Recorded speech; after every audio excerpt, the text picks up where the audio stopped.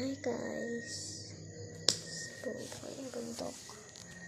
Dahil nahimik lang ako dito ng manood ako. Kasi bukas, mag-meet tayo doon.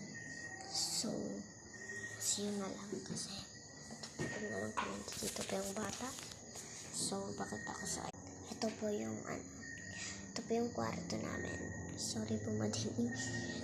Kasi wala po kasi kaming abandoned po hindi ka.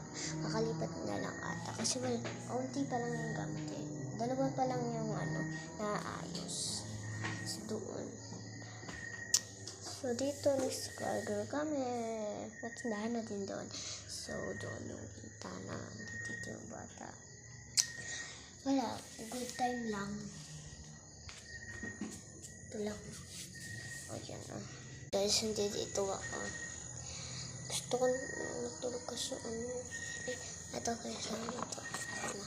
Meron bagong kasi mamaya. Ano ba yun? Mamaya kasi ay bukas pala madilim. Pag mamaya. So, bye-bye guys.